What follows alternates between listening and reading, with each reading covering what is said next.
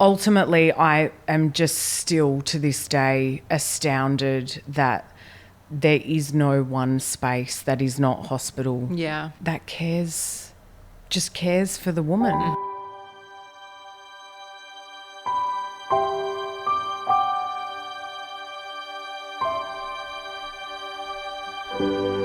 My name is Jess Prescott. And I am Larissa Leone.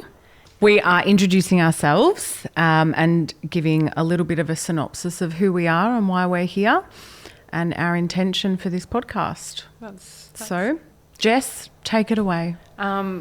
So I wanted to start with you, actually. Okay. I wanted to introduce you to the world and get you to tell a little bit about your story and why we're here. What led you to this moment in time? Well, there's a lot, but I'll try and summarise it. So I experienced postnatal depression and anxiety after I had my first child.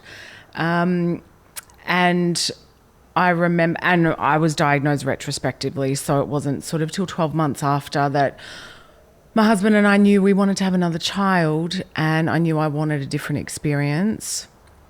So, yeah, trotted myself off to a psychologist and was retrospectively diagnosed 12 months later. But I do remember thinking through even those dark times, and even very early on, probably leaving the hospital was like, why is there nowhere that I can go that like I can be cared for? And it wasn't lack of my family around me because, you know, culturally I have a strong Italian family, and so does my husband. But it was just that sense of me being cared for, as well as like I didn't know what I was doing. Yeah.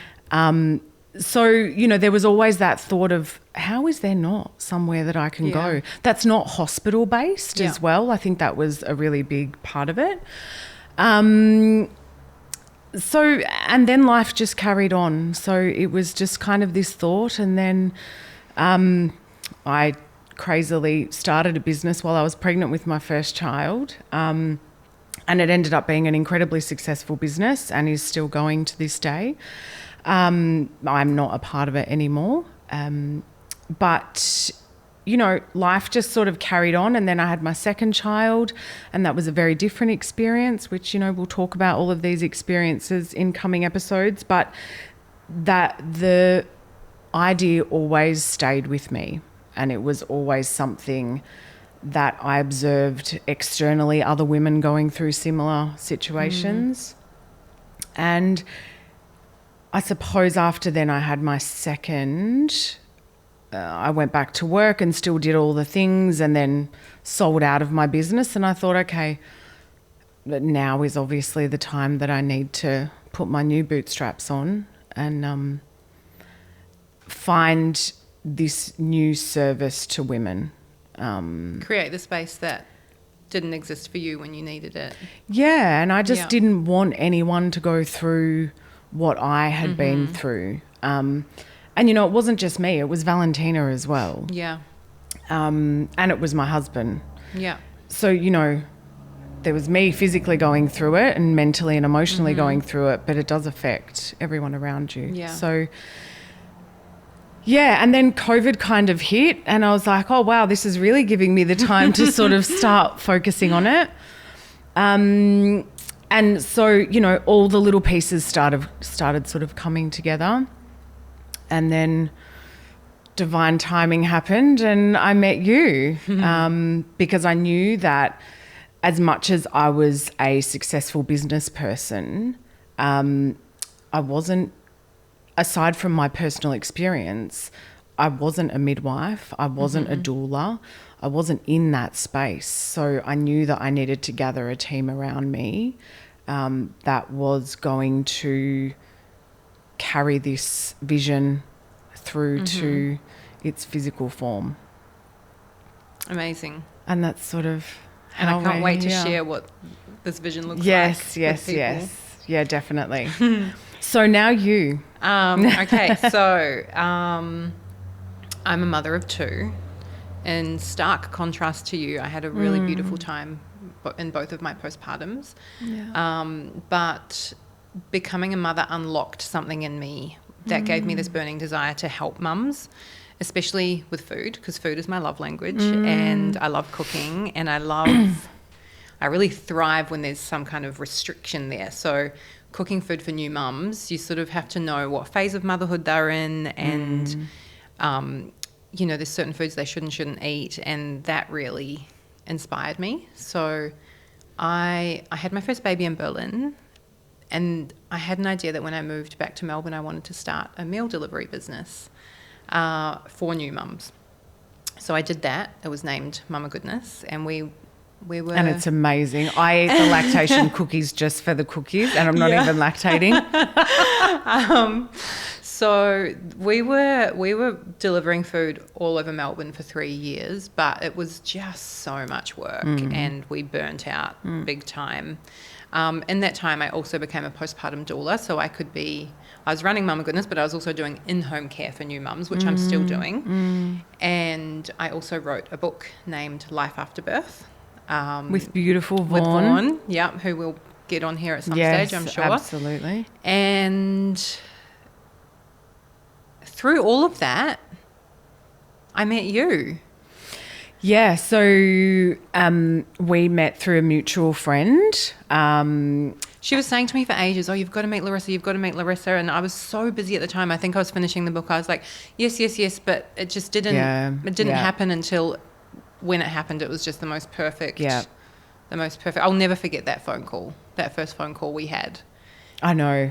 I thought it was just going to be like a 15-minute sort of, hi, let's organise a time to catch up. And I think an hour and a half later, we were still on the phone, and you were like, I've actually just rocked up at a client's place. I actually need to go. And I think we just both of our bodies felt the yes. Yeah, you said to me on the phone, I'm quite a spiritual person, Jess, and I've got full body goosebumps right now. And my body tells me a yes or a no. Same. And I just can't believe we're here at last. Yeah. So that conversation was really interesting because I was sort of at a point with bringing the concept of home to life, and working with my amazing creative team from The View From Here, and we'd named it, we'd logoed it, we'd done all of these things, and the brand was coming together. And the mutual friend of ours, Freya, was helping me look for a property, and all these sorts of things. And I was like, I actually really need someone to run this. Like, I can create it and run the business, but I actually need someone to help me care. And I remember talking to Freya, and I'm like, this is why we're looking for this property. And she was like, oh, you've got to meet my friend Jess. And I'm like, okay. And then it was like this whole unfolding of, oh my God, Jessica Prescott is like this creator of a community that is just full of love and compassion and nurturing and care. And it was just, I was like, wow, I really do need to speak to her. And then, when you have all the, I literally had the bullet points from Freya in the email, like she's done this and she's doing this and she is this. And I'm like, and sometimes you're like, oh, I hope I really like them and we connect because it sounds perfect. And then it was just like this explosion of, oh, it's actually so much more. Like there was so much more to our connection as well. So for me, that was like a coming together of like, okay, we're really doing this now. Yeah. I remember you saying to me, you feel like all your hopes and wishes and dreams have been answered when you found me. Yeah, absolutely. And I feel the same, because I can't believe that I am lucky enough to be able to work in a place like this. It's going to help so many people, and it's just going to be the most beautiful environment for and mums we will and get babies. I feel like we're being so ambiguous about it, but we will we will certainly get to it. But I mean, the intention of the space is to completely revolutionise and change the face of the way that we think about caring for women after birth. And we'll go into lots of different cultures and the way that they do it, but ultimately, I am just still to this day astounded that there is no one space that is not hospital. Yeah. It doesn't feel like a hospital. Yeah. That just cares for the woman. I mean, we're giving birth to new life. Yeah. And my mum had a knee replacement a little while ago, and I looked at the care that she got after her knee replacement, and I was like, how does this happen? Yeah. How are we in seemingly a country that is so advanced, if we look at all the external things, and we've lost, I think my biggest thing was, in retrospect, I had lost my sense of self, and I was relying very much externally on being told what I needed to do to be a mother, when in hindsight, all I needed to do was turn inwards and actually trust myself. Yeah. And I think what we've lost is that ability to turn inwards.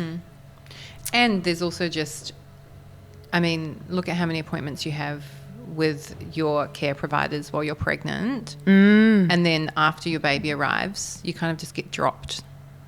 Well, yeah, you might have the occasional, depending on how your birth was, right? And we'll talk about a huge topic being birth trauma as well. I mean, I think 1 in 3 women experience birth trauma at the moment. We're 1 in 5 for women who experience and suffer from postnatal depression and anxiety. I mean, those numbers are just extraordinary. And we've spent decades talking about all of this, but the numbers aren't getting any better. Yeah. And I think this is where, I'm also coming from that. Yeah, there are so many women and people out there that are trying to change the face as we are, but there's something not happening. There's something not breaking in the cycle, and that's really my purpose, is to be here and be loud about it too, because we deserve better. We really do. We do. Yeah.